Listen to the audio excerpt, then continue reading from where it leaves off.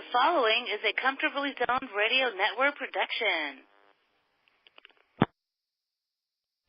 My baby dolls, we are back again, another episode of Genesis. As always, I'm your host, Ian Kahanowitz. Today we have another recurring guest. I love when they come back, because all of them have great books. All of them have something, good to say. All of them have many books, and one of them is Steve Steinberg. And today we're going to Missouri. We're going to concentrate on the city of St. Louis, and if you remember your history, remember back then, big cities had two teams, not one, and St. Louis was no different. They had the Browns, they had the Cardinals, and I'll quote from Steve, it was a hotbed of baseball activity in 1900. We're going to focus on the first quarter of the century, 1900 to 1925 in St. Louis. We're going to see what was going on there and how the Cardinals and the Browns affected society there, and how the teams, people that have been lost forever in the history of St. Louis baseball, comes alive in Steve's book, Baseball in St. Louis, 1900 to 1925. You could still get it. We'll talk to Steve where you can get it by the end of the show. But again, just like anything else Steve does, wonderfully researched, not a long book, a lot of great pictures in it, and a lot of great history. And we'll get to the book. We'll get to Steve in about 2 minutes. But first, I'm breaking for station identification. You are listening to the Comfortably Zoned Radio Network with the Zigzag Man, Ralph Tycho. And Ralph has such great programming. Every time I'm looking at what's going on, there's another new program. We got Mark Littell. Most of you know Littell in the 76 American League Championship Series, who gave up the home run to Chris Chambliss to send the Yankees into the World Series after 12 years. We got Peter Golenbach. We got Hal Bach. We got George Case III. We got Bill Cachetis in Philadelphia. He's doing all kinds of things on the Phillies, on the Athletics, on the Philadelphia Stars, and Negro League Baseball, and he's had Mike Schmidt on his show. I think he's had Steve Carlton on his show, and so the network is growing. And, of course, I'm happy to be on to that network. I speak to a lot of great people, mostly authors. Again, we are here to teach baseball history, and Steve Steinberg is exemplary of that kind of history because he's been doing this for about 20 years. The guy was in retail forever. And then around the time he was my age, I'm going to be 48, he said, I sold the business. Now what do you do? And I'll tell you what he did do. Got a love for early 20th century ball. Made a lot of great books. And some of them, they've been on the show here. We had Urban Shaka, which, let me tell you, folks, go out, get the book. It was published last year. You'll learn so much about somebody that is very well impacted in the 1920s and before that little people know about. The guy pretty much played when he was near death. He had a heart problem. The guy had to sleep up, right side up. He couldn't even lay down. But it's a story of determination. It's a great story. He was on the 27 Yankees. It's just an amazing book. And I can't even begin to tell you how much I enjoyed it. We also had the Colonel and Hug. We had him and Lyle Spencer on the show regarding that book, and we're talking about Miller Huggins and Colonel Rupert and their relationship. Another great book. We had them on again, both Spencer and Steinberg. We had them for 1921, and of course, that was a great book because you get to see the transition from the dead ball to the live ball, and you get to see the Babe Ruth era, you get to see McGraw, you get to see the Giants and Yankees, and you get a lot more out of it on the whole history of the era. And here in St. Louis, 1900, big year, we have the American League coming on. We got problems in the National League. We're going to have a war soon. And I know Steve wrote a few articles on that. And one of the things I was speaking to Steve before the show began was his article on Trispeaker, which I proudly include into my book regarding his managerial abilities. And again, I cannot begin to tell you how good, how concise Steve is. Love reading all his material. Again, Steve's lucky. He lives on the West Coast. He's up there in Washington State. So, hey, Seattle, that's one city I got to get to one day. But he's lucky. All his kids are grown up and out of the house, and they visit once in a while. My kids, I got another 7 years to go. But until that time, hey, I'll enjoy the company and then go to college and don't bother coming back. Use your trust funds well, kids. And without any further ado, welcome to the show, Steve. Thank you, Ian. Thank you. Glad to be back. Oh, it's always good to have you. You know, I did a whole show on the American Association, and one of the things that I learned was about AHA, Frederick von der AHA, and the whole thing of coming from Germany and starting this whole thing in St. Louis and the beer. What's going on in 1900 in St. Louis? Well, St. Louis was, a National League team. And, I think they picked up the name of the Cardinals around that time. And, of course, in 1901, the American League started. And originally, Milwaukee was one of the 8 cities. And Milwaukee, after actually moved that franchise to St. Louis. And keep in mind that at the early 20th century, right around 1900, automobiles were not around yet. And St. Louis with the Mississippi River and with the ships and the boats was really one of the nation's largest cities. And over the course of the next 2 decades, St. Louis would fall off some as Detroit came out of nowhere with, obviously with the automobile industry. But St. Louis was really one of the top and biggest cities in the country. So it wasn't surprising that it had 2 baseball teams. But as we move forward in the time of the book, it became a little bit tougher, because the city wasn't growing the way other cities were. And, there was a lot of stuff. I did a show on the Cleveland Spiders, and I think this is a good place to begin. The Robeson brothers. What's going on with them here? Well, back in that era, they had people owned more than one team. And they owned the franchise in Cleveland as well as the National League team that became the Cardinals.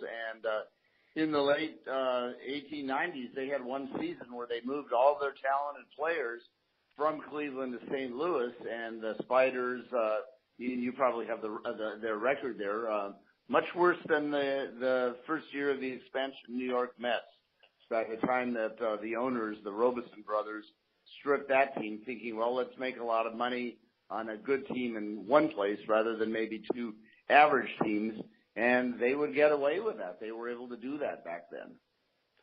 Yeah, they were the Cleveland Spiders. They lost all their people, and they were 20 and 134 at that time. They make the amazing Mets seem like a powerhouse. Yeah. Yeah. So they were coming to St. Louis. But, one of the most important figures here and one of the most forgotten, like you wrote in your book, was Robert Hedges. Let's talk about him because he's very important to the story. Yeah, Robert Hedges owned the Browns, and he's really an overlooked man. I've done a detailed bio of him, and it's available to anybody on the Internet. If you Google Robert Hedges or Robert Lee Hedges, it comes up on Faber's Bio Project, long article on him. And he really had the foresight, to build up a team and actually to bring peace, because the American and the National League were warring. When the American League came around, and at first it challenged the National League and was raiding the NL for players. Salaries went haywire.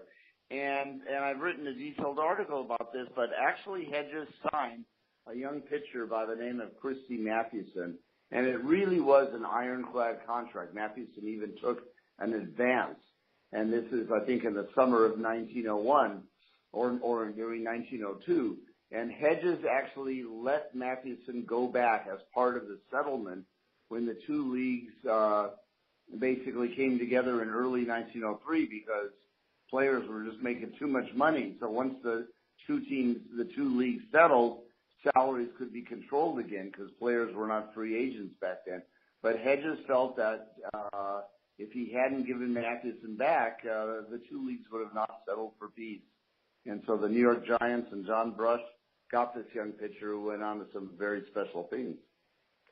And you know, one of the things that I love about the story here, because again, St. Louis is right. St. Louis is basically the most western part of Major League Baseball until the 1950s, and they played at League Park, the Cardinals, and there was a fire that broke out that influenced the upcoming new stadium that would to be built, Sportsman Park. Let's talk about the fire, and let's talk about what was done differently when they had to, build Sportsman's Park.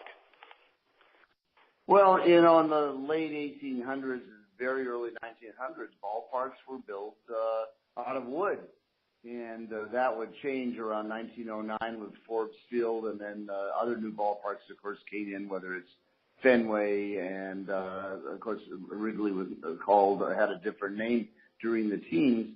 But people would throw cigarettes down, and who knows what would be under the stands, garbage and different paper products, and fires would break out. And it didn't burn the stadium all the way down, but League Park was never. And then for a long time, it was called Robeson Field, after the two brothers who owned the Cardinals, and it became pretty decrepit. The team did struggle, for money in its first, in most of the period that I'm writing about. And you know something? One of the characters here I wrote extensively about because it had, directly affected the 1912 World Series, and he shows up here, and I was like, wow, here we go, Jimmy McAllister. And in my book on the Dutch Lennon affair, one of the things I spoke about was Smokey Joe Wood gambling, and now he was supposed to pitch in the World Series, and the manager, Jake Stahl, was told by McAllister not to start Wood because he's pretty much a lock to win it, and they've already lost the game because it was called a tie, and they wanted to make more money than Magnets, and so they switched Smokey Joe Wood, whose brother and friends had bets on that game in the World Series. And, of course, McAllister had a falling out with Van Johnson, who made him sell the team 2 years later. But he pops up here. Let's talk about Jimmy. Well, he was I don't know a lot about his career, but he was a sensational ball player in the 1890s. He was considered just incredible defensively for the territory he covered. And like so many of these people here, obviously we don't have film, so we're never going to know. But McAllister took over the Browns as a manager. He was not involved with the ownership at that time. Hedges hired him. And, the first year the Browns made a run and threatened to win the pennant. Most of his years were not successful, and whether that's a combination of the fact that, the talent got pretty slender there for some years or other factors. But he was a long time really the manager that, with the team that really established them at the beginning, the St. Louis Browns. I apologize if I said the Cardinals. No, that's all right. Because they're pretty much intertwined for a while because they were both pretty bad for a while until they both got pretty decent. I know the Browns had a powerhouse in 1922. That was a great team. Shaka was one of the pitchers, and of course, you know what? While I'm on the subject, I'll bring him up now. Ken Williams, one of the best hitters who was overlooked, should be in the Hall of Fame. Let's talk about Kenny over here. Well, Ken Williams, who came out of my part of the country, was from Oregon, was a very tall and slender guy, and he hit a lot of home runs. As a matter of fact, in 22, the year that Babe Ruth would be suspended for barnstorming and touring after the 21 World Series, Williams took advantage of the fact that Ruth missed 6 weeks, and he won the home run crown. He was didn't have the build of a home run hitter. He did benefit tremendously from his home ballpark, Sportsman's Field. A lot of home runs were hit there, but he was also a guy who hit for average, very, very much above 300. And we'll talk in a bit perhaps about that St. Louis Browns outfield of the early 1920s was actually sensational in terms of its hitting. And a lot of people You know, a lot of people remember the Browns as being awful and all this. But again, and we're going to go out of topic here. 1944 was an old St. Louis World Series. Let me ask you this: you come from the West Coast. What's the infatuation with you in St. Louis here? Well, my interest in baseball history really started with Shocker, so obviously that took me to New York and to St. Louis. But we don't realize that now. I mean, it was the Western outpost, and it didn't get a lot of coverage and as much attention perhaps as the East Coast cities. And here were these two teams, like you said, were not great for many years.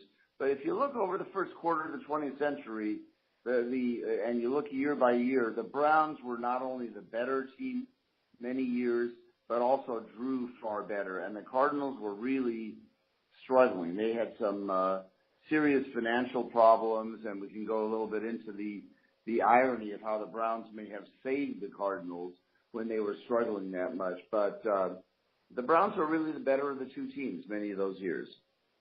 Yeah, let's go into that. That's a good topic. Before I touch on Patsy Donovan and the weather in St. Louis, let's talk about how the Browns pretty much saved the Cardinals, because again, the Browns raided the Cardinals during the war between the American League and National League when Van Johnson was raiding for the best players, and now we're talking about how the Browns saved them.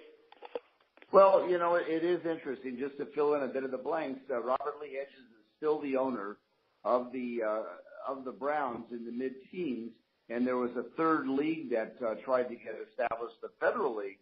And when the Federal League at the end of 1915, early 1916, settled and basically went away, part of the deal was that one of the two Federal League owners, a guy named Phil Ball, was going to buy the Cardinals. And the owner of the Cardinals, we can get into her background a little bit later, as a female owner, decided not to sell. And who knows what would have happened, but Robert Lee Hedges stepped up and he said, you know what, I'm going to sell my club to Mr. Ball, and that helped pave the way for a second peace settlement that Hedges was involved with. But a year later, the Cardinals were sold. They were sold actually to a group of citizens. You could buy shares in the team, and they were struggling financially. And their ballpark, what we called League Park or Robeson Field, got renamed Cardinal Field, and it was very close to Sportsman's Park in St. Louis, was really dilapidated and falling apart, and the Cardinals were so struggling financially. And Phil Ball, the owner of the Browns, was approached by the Cardinals, would you mind if we played our ball games and rented from you, just like the Yankees were doing in the Polo Grounds with the Giants? And Phil Ball, it sounded good. He's going to get $20,000 or $30,000 a year in rent. And he said, sure. Now, if he had not agreed to that, the Cardinals ballpark was falling apart. They didn't have the money. And what they did was, once they were able to play and it started in 1920, was they were able to sell their ballpark and sell the land, basically, and get out of debt. Part of the land went to the school district. There was a high school that was there that just closed a few years ago. And part of the land went to the city for a turnaround for the streetcars that ran down there. And they still had some money left. So almost overnight, the Browns enabled the Cardinals to get out of debt and to let their manager, who became later their general manager, Branch Rickey, have some money left over to start something called a farm system to buy some minor league clubs. If they had to stay in their own ballpark, besides the fact that it was going to be unplayable pretty soon because it was so dilapidated, old wooden field, who knows what would have happened? Would they have been the second-class team that might have had to leave town? I know Kansas City at the time was really hoping that maybe they could get the Cardinals. Yeah, and people don't realize what a figure, and we'll get into it.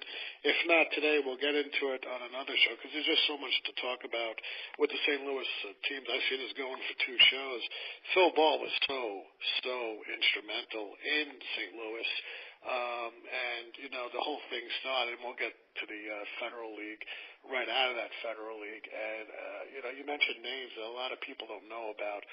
Phil Ball was a major player amongst the owners, and, I write a lot about him in my book, but just a great guy. Out of everything, he makes his fortune in ice plants. We take it for granted, but 100 years ago, before refrigeration, ice was pretty crucial to have that ice delivered into your ice park to keep milk and other perishables. That's right. Now, I'm going to turn to Patsy Donovan over here because he's a huge thing in the St. Louis in the early 1900s. What's up with Patrick over here? Well, Patsy Donovan was another great ball player in the 1890s, and he was the manager of the Cardinals. And as you said, Ian, they were, when the Browns came along, the Browns raided the Cardinals and literally picked off 5 or 6 of their top players. Donovan just had to watch his team, be raided like that, and the owners, the Robeson brothers, did not want to spend money on raising salaries, so they lost their guys, and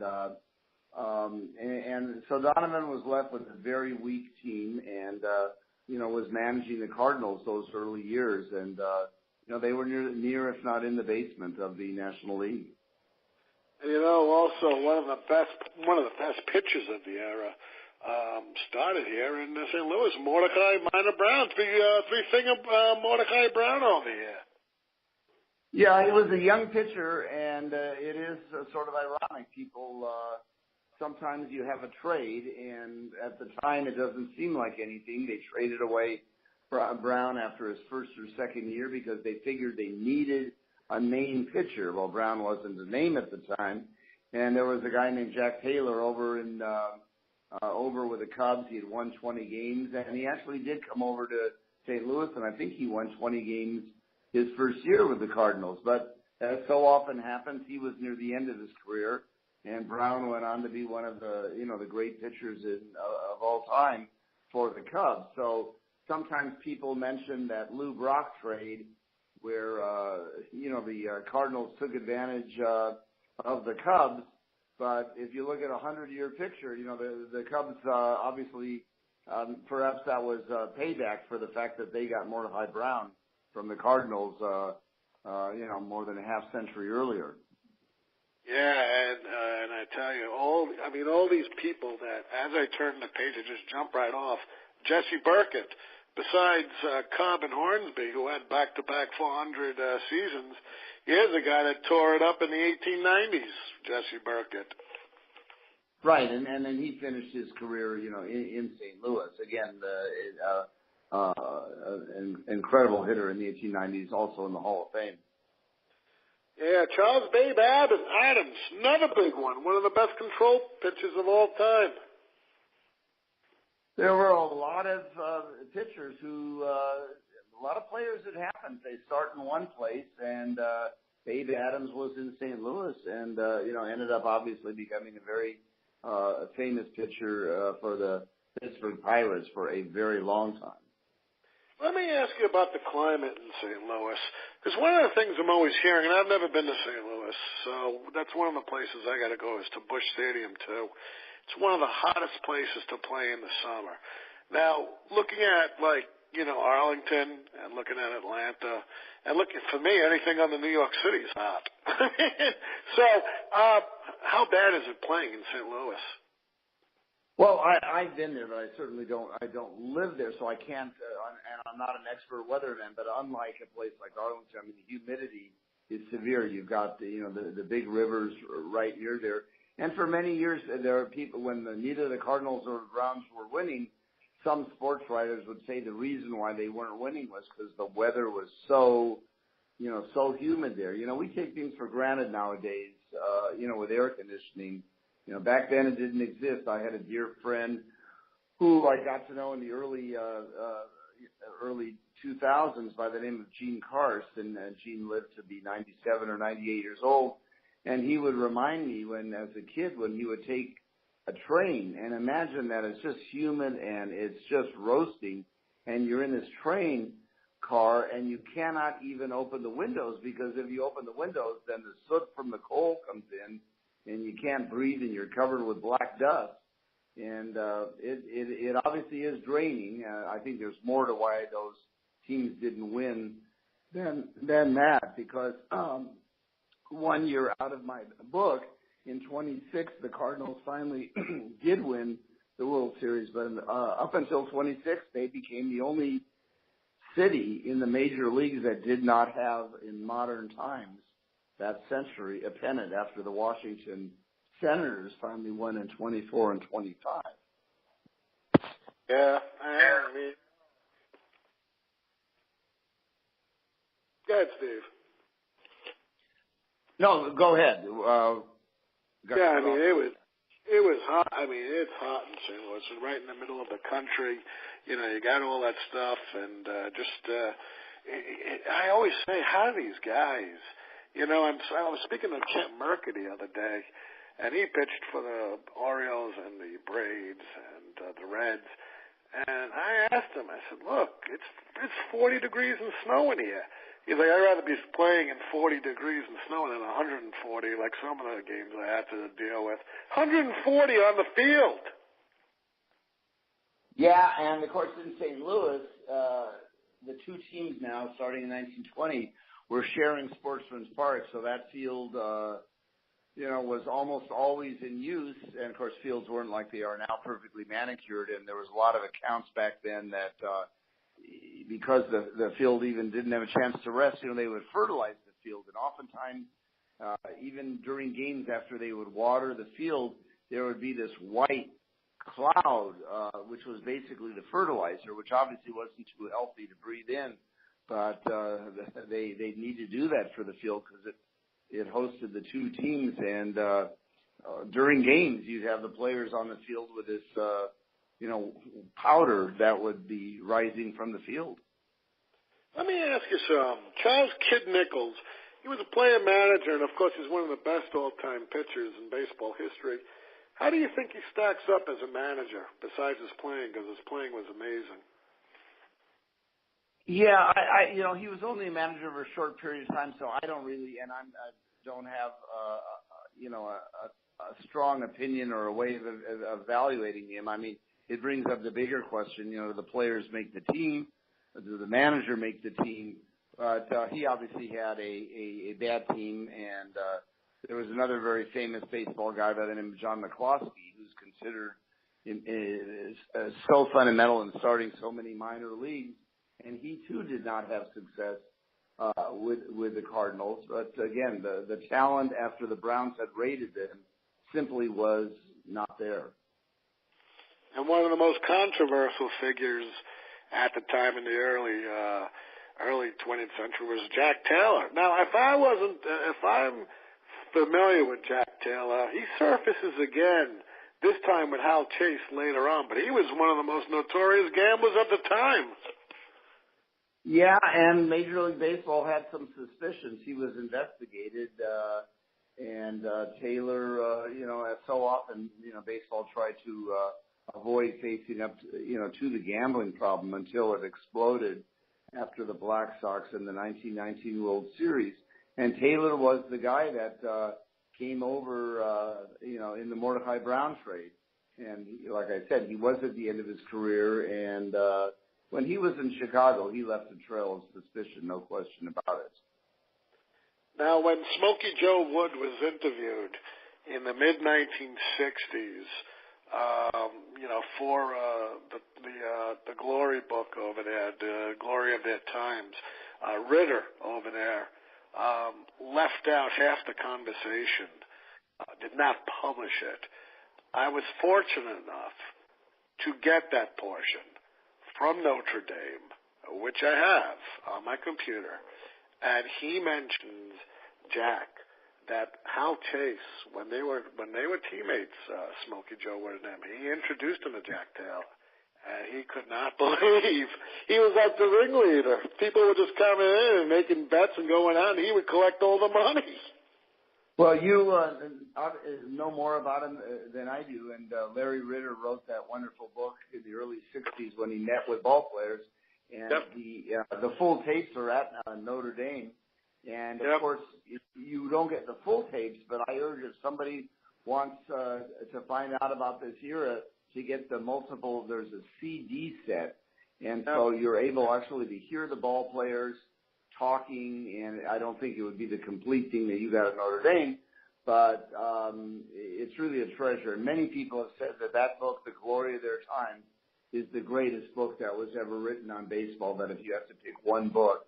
And here in the 1960s, Larry Ritter, a famous economics professor at the time at NYU, is interviewing these guys that played in the teens and even before that, men that were now in their 80s, most of them. Yeah, it's amazing. He interviews so many of them who are in their 80s and early 90s. I forget who he interviewed. I think he interviewed Chief Myers, if I'm not mistaken. I can't remember. It was one of those folks, and it's just amazing how they recall all this. And one of the things, that Joe Wood talks about is how gambling was everywhere, right under the noses, even under the noses of Landis. Landis thought, his image, he wanted to show that he cleaned up baseball. But Smokey Joe, he screams into the tape, do not publish this. Under no circumstances. This is off the record. And it's amazing what comes out of his mouth, that I actually transcribed the stuff, and I got permission from Notre Dame to publish it, and it'll be in my book about what he said about gambling. Just blow the lid off of Landis. So it's fascinating stuff. Oh, it's fascinating stuff. You got to pick up all this stuff, and then here we have a lot of people don't know. We got Bonnie Peltry. Now, wasn't Bonnie Pelty the first Jewish ball player? Well, he's certainly one of the first, and perhaps the first that was really an established star. He was a terrific pitcher, and he was one of the early ones, no question. Yeah, and he also was a fantastic pitcher, a big curveball pitcher, I think. He had 270 innings a year. You'll never find that again in today's day and age. You pull him after the fifth inning. Well, Irvin Shocker, who we've talked about before when he was on the Browns in 22, pitched almost 350 innings, and he missed a month of the season. So that year he would have probably broken Ed Walsh's 20th century mark. He would have easily gone over 400 innings. And, finally, as 1920 rolled around, the Browns and the Cardinals both began to show some life, for different reasons after being so bad. And if you were a kid growing up in St. Louis, finally, in 1920s, early 20s, you had some things to get excited about. And Hank Thomas. I had Hank Thomas on my show. He's the grandson of Walter Johnson, and he's the one who edited the CDs for The Glory of the Times. I had him on my show, and I had Chip Martin, who wrote about Pud Galvin, and both of them told me these guys would pitch double headers until their arms would fall off. And one of the things about Pud Galvin, he pitched almost every day. And he pitched for different leagues, one the American Association and the other international, league. He held the record for 353 wins until what's his name had 363. But I forget. Oh my God. Well, it would be both Alexander and Mathewson. Tied. Yeah, and also. What's his name? I'm going senile here. But he broke the record.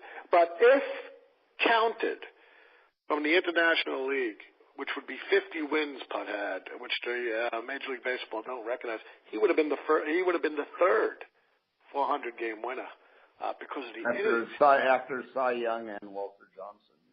Yeah, it's unbelievable, just unbelievable. And back then, that's what you did. Now let's talk about Helene Breton over here, because she was the daughter of Frank Roberson, and of course he died in 1908, and then the other one, Stanley, died in 1911. She became heiress to the team. What's going on here? Yeah, I who knows exactly? I pronounce the name Britton, her last name Britt. Is it O-N or Ian? O-N, yeah. Yeah, and basically her dad died, one of the owners of the Cardinals, and 3 years later her uncle died, and her uncle had no children. So she ended up owning the team and was the first female owner of a major sports team in the United States. There was a woman whose husband owned the Milwaukee team of the American Association around the same time. And the men didn't know quite what the male owners, it was a pretty exclusive club, didn't know how to handle this woman, and who would come to the meetings wearing these very colorful hats and dresses, and they never felt comfortable with her. But she was a fairly forceful woman. Roger Bresnahan, the famous catcher for the Giants, was her manager, and in 1911 the team actually finished quite well and made money. But she and Bresnahan, a couple of years later, had a falling out. He was a very domineering guy and probably pushed her around a little bit too much. And that's how Miller Huggins, the future Yankee Hall of Fame manager, got his start when Helene Breton, whose nickname was Lady B, the letter B that her name starts with, got rid of Bresnahan and made Miller Huggins the player manager of the team. So I don't think she was, by no means, just because it was the first female manager, she did know what she was doing. And but unfortunately, the team, after 1911, took a few years before it returned to at least above 500 balls. And Roger Bresnahan wasn't an easy guy to deal with. First of all, he comes from New York like me, and I will tell you, as an attorney, when I didn't see things being kosher and in tax dealings, I let the big boys know. Temperamental and always battling. Sounds like the story of my life. What's going on with Roger here?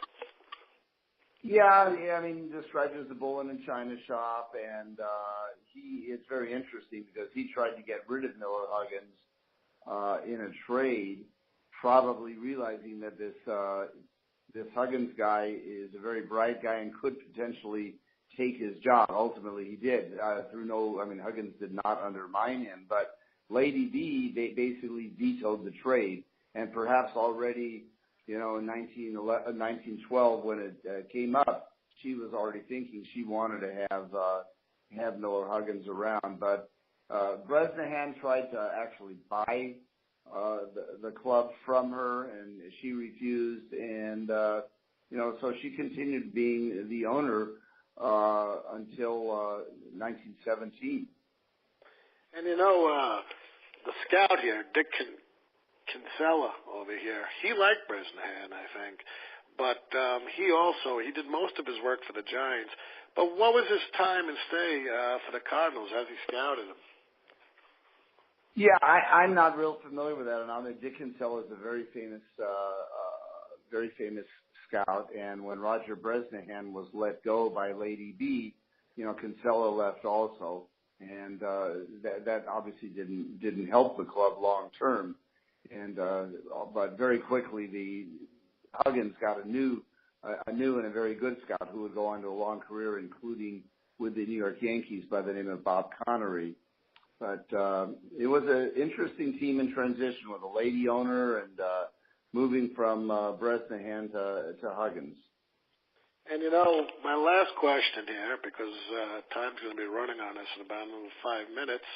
And of course we'll get you back because, like I said, there's no way you could do a show on St. Louis without at least 2 or 3 parts.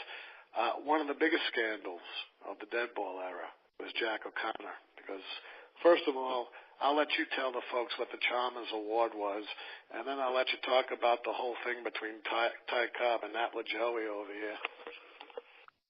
Yeah, Rick Huhn, who's a terrific author, Huhn, has written a biography on the batting race, and I believe it is 1910. Yep. And basically, the Chalmers was one of the big auto companies in America, and Mr. Chalmers, George Chalmers, decided, I'm going to give a car to the man who leads the league in hitting. And Ty Cobb was not that well liked throughout the league, and he had an almost insurmountable lead going into the final few days of the season to win the batting title and to win the Chalmers car. And the St. Louis Browns were playing a doubleheader against Napoleon Lajoie's team, and Lajoie was a very popular player. And basically, the Browns let Lajoie go. I think it was 6 for 6 that day, or maybe even more, where Jack O'Connor, the manager of the Browns at the time, didn't care for Cobb and told his third baseman to play back because Lajoie has, can hit some nasty line drives. And Lajoie kept on laying down bunts and getting bunt singles, and it led to a whole controversy who won the batting race. Ultimately, Chalmers gave 2 cars out that year, one to Cobb and one to Lajoie.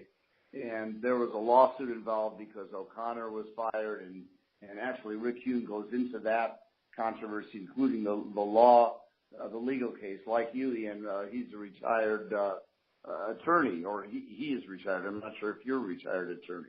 Oh, I retired at 45. I'm going to be 48. I take cases on myself. Yeah. Right. But, the Chalmers Award, there was no MVP. That was it. You get a car. So both of them ended up getting a car from this. But you know something?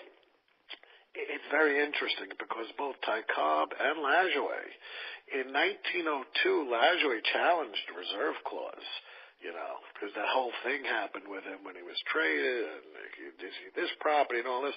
And then in 1912, what really sparked the Federal League was Ty Cobb, walking off the field, refusing to play, and all his teammates pretty much went on strike until Ben Johnson came to clean it up. Right, and there was one game that all these replacement players, so you can find in the baseball databases, encyclopedias that are online, and they may have had just, one game in 1912, and that was the game that when Cobb was suspended, and his teammates in that case, did support him. There's no question about that, and very quickly that got resolved. It had to get resolved because replacement players were not very good for the legitimacy of the game. But so much of baseball history revolves around St. Louis. We'll have to talk again about George Sisler, the great St. Louis Brown player, and really this book, if I can mention, was the first book that I wrote long before the other 3. It's an Arcadia book, and Arcadia has always encouraged photographs, and this book has almost 200 photographs, many of them extremely rare. That from private collectors that I know, some are from more public institutions. And I took advantage of the fact to really tell some stories in the book, because a lot of times an Arcadia book just has a few words under each picture. And so I really tried to flesh out the story, including chronologically 4 essays at the beginning of the 4 time periods that I think I divided the book into, which really give you, some background, so it's more than just pictures with captions. And something, I think people like that kind of thing because in this day and age, and you didn't know it then in 2004, but you know it now with all the Facebooks and stuff like I do, is to get snippets out there because no one, you know what? You have the Kindle and you got the iPads and you have the opportunity to buy ebooks and all this, and it doesn't sell well. Years ago was the hardcover, but what you didn't know back then, probably 14 years later, is true. They love pictures. Everybody I send my manuscript is like, do you have pictures to go along with it? Because they know people will skim your book. They'll buy it, they'll skim it, and they want snippets from it. They won't read it cover to cover most of the time. Right, and I've always tried to make the photographs in my book or our book with Lyle Spatz, our books, special that haven't been seen in a long time, and they definitely add to it. And of course, that's always been Arcadia Publishing's, strength is the photographs. And I tell you, Lyle's on my site. I know you're on my site sometimes. Lyle's on my sites every single day. He posts something on one of my 20 sites on baseball. But let me tell you, it's an honor to be speaking to both of you, because both of you have really been able to capture baseball history, and especially in an era when many people don't know. The dead ball era is such a mystery to people, because they go back and it usually starts with Babe Ruth, and there's just so much baseball before him. Right, and then one of the things the dead ball era does have, if you look hard enough and you network with collectors, there was a wealth of photographs to draw on. When you get into the 19th century, and that perhaps is one of the reasons why I haven't crossed that century and gone back in time to the 1880s and 1890s, there's a dramatic fall off in the number of photographs that were available from the 19th century. Many of them are more wooden, they were called cabinet photos. And, but the dead ball era does come alive because there are photos that are available. Yeah, and, and one of my favorite topics, of course, which we'll get into next time, is the Federal League. And it's a paradox, because Van Johnson did it 10 years earlier to the National League. He raided it, and he tried to destroy it. And now he's seen on the flip side now. He's the one that's being raided by the Federal League. And Dan Levitt wrote a great book, if you read it. I'm in contact with Dan almost every week. He's helping me with Rowan and Littlefield. But it's just a fascinating thing. Even the style of play is different, and Ty Cobb, people have this sense that, Tom Cobb was a monster. He was no monster, but he was no saint. And he was well loved, but yet well disliked as well. And we could dig up so much information, and we'll talk about it next time. But hey, I hope you had a good time again. I love talking to you about this stuff. I enjoyed also an opportunity to.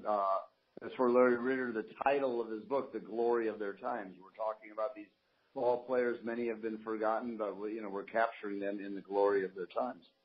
Yeah, and I tell people to go out and get that and get the CDs. Hold the line for a second, Steve. Let me end the show, folks. I had a great time. Look, this is a nice book. You don't have to be a St. Louis Cardinal or Browns fan. Well, if you're a St. Louis Browns fan, chances are you're a Baltimore Oriole fan, because they moved there in '54. And then just clips this from that. If you're a Baltimore Oriole fan, you're probably a Yankee fan, because that's what they turned into by the actually they turned into the Highlanders and then the Yankees. But hey, there's a lot of things that go around here, and including Urban Shaka, who played for both the Browns and Yankees. So you have a lot of paradoxes here. You got a lot of baseball history that, maybe most of us don't know. And that's why authors like Steve Steinberg and Lyle Spencer and Dan Levitt and all these great people, including Charles Alexander. I had him on my show a few times on Tris Speaker.